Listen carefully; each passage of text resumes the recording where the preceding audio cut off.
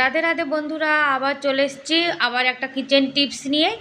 আর আজকের কিচেন টিপসগুলো কিন্তু অনেকটা হেল্পফুল আর তোমাদের রান্নাঘরের কাজকে কিন্তু অনেকটা সহজ করে দেবে। আর এই টিপসগুলো হয়তো অনেকে জেনে থাকবে, আবার অনেকে জানবে না। যারা জানো তারা তো জানো, আর যারা না জানো তাদের জন্য কিন্তু অনেকটা কার্যকরী। তাই তোমাদেরকে বলছি, প্লিজ ভিডিওটি স্কিপ না করে পুরো ফুল দেখো। আশা করি আজকের কিচেন টিপসগুলো তোমাদের একটু হলেও কাজে লাগবে। চাল কিন্তু আমাদের বাঙালি সব বাড়িতেই থাকে, আর আমরা কিন্তু সবাই চাল ঘরে সবসময় একটু বেশি বেশি করে রেখে থাকি। আর চাল বেশি দিন রেখে দিলে দেখবে চালে কিন্তু কেমন পোকা হয়ে যায়। আর চালে যদি পোকা হয় তাহলে দেখবে ভাত কিন্তু খেতেও ইচ্ছা করে না। যার জন্য কিছু টিপস যদি ফলো করো তাহলে কিন্তু চালে একদমই পোকা হবে না। এই যে নিম পাতা, এটা কিন্তু শরীরের পক্ষেও যেমন ভালো আর পোকাদের জন্যও কিন্তু খারাপ। নিম পাতার যে তেতো তেতো গন্ধটা আর তেতো যে ভাবটা, তার জন্য কিন্তু পোকা একদমই আসবে না। আর দুটো শুকনো লঙ্কা, দুটো তেজপাতা দেখো আমি চালের মধ্যে এভাবে রেখে দিয়েছি। এভাবে যদি আমরা চালের ঢাকনাটা বন্ধ করে রেখে দিই, মানে যে পাত্রে চাল রাখবে ঢাকনা বন্ধ করে রেখে দেখবে অনেক দিন পর্যন্ত কিন্তু চাল ঘরে থাকলেও এতে একদমই পোকা হবে না। আর রুটি বানানোর পিঁড়ি তো আমাদের সবার বাড়িতে আছে। আর পিঁড়িটা কিন্তু আমরা যখন ধুয়ে নিয়ে আসি, বিশেষ করে বর্ষাকালে তারপরে শীতকালে, তখন তো রৌদ্র ওঠে না। আর তখন পিঁড়িটা কিন্তু অনেক তাড়াতাড়ি শুকায়ও না। তখন যদি পিঁড়িটাকে আমরা এরকম ধুয়ে একটু গ্যাসের পরে রেখে দিই, মানে একদম রেখে দিলে কিন্তু হবে না, বারবার এটাকে একটু মানে ঘুরিয়ে ঘুরিয়ে দিতে হবে। এরকম ঘুরিয়ে দেবে, তাহলে দেখবে অনেক তাড়াতাড়ি কিন্তু জলটাও শুকিয়ে যাবে।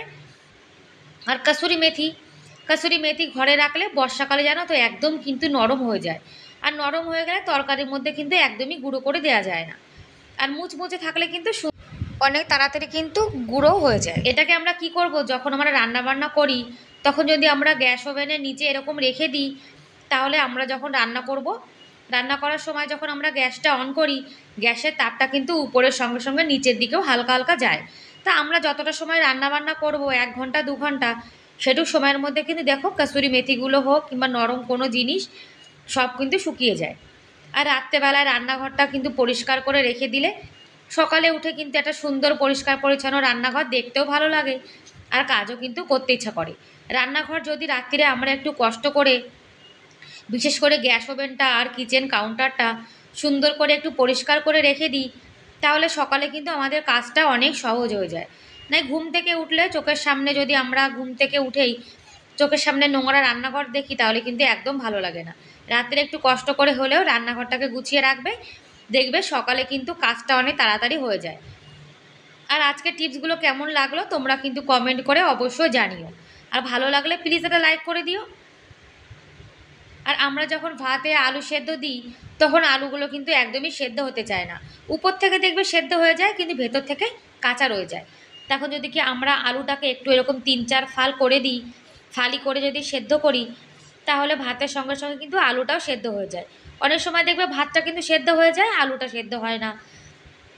যার জন্য আলুটাকে 4 টুকরো করে দিলে কিন্তু অনেক তাড়াতাড়ি আলুটা সেদ্ধ হয়ে যায়। আর এরকম আস্ত যদি থাকে তাহলে কিন্তু ভাত যখন আমরা ভাত থেকে আলুগুলো বের করব সঙ্গে সঙ্গে কিন্তু চলেও আসবে, আর আলুর টুকরোগুলো কিন্তু পুরো ভাতে ছড়িয়েও যাবে না। তা এরকম কিন্তু আলু তারপরে সেদ্ধ মানে যে কোনো জিনিস দেবে, দিয়ে 5 মিনিট পর্যন্ত একটু গরম জলে এরকম ফুটিয়ে নেবে, তারপরে কিন্তু চাল দেবে। আর রান্নার আগে যদি আমরা চালটা আধা ঘন্টা পর্যন্ত ভিজিয়ে রেখে দিই, তাহলে ভাতটাও যেমন তাড়াতাড়ি হয়ে যাবে, গ্যাসটাও কিন্তু অনেকটা কম খরচা হয়। আর এই যে আমি জলে দেখো আলুটা বসিয়ে রেখেছিলাম, জলটা কিন্তু ফুটতে শুরু করেছে। এরপরে কিন্তু আমি চালগুলোকে দিয়ে দেবো, কেন চালটা ভিজিয়ে রেখেছিলাম তো, যার জন্য কিন্তু ভাতটা অনেক তাড়াতাড়ি হয়ে যাবে। আর সেদ্ধটা পরে দিয়ে দিলে কিন্তু সেটা একদমই সেদ্ধ হতো না, যার জন্য সেদ্ধটা আগে দিয়ে দিয়েছি, চালটা এখন দিয়ে দিলাম, তাহলে কিন্তু রান্না অনেক তাড়াতাড়ি হয়ে যাবে। আর ভালো লাগলে প্লিজ লাইক আর সাবস্ক্রাইব করে আমার এই ছোট্ট চ্যানেলের পাশে দেখো। Bye bye.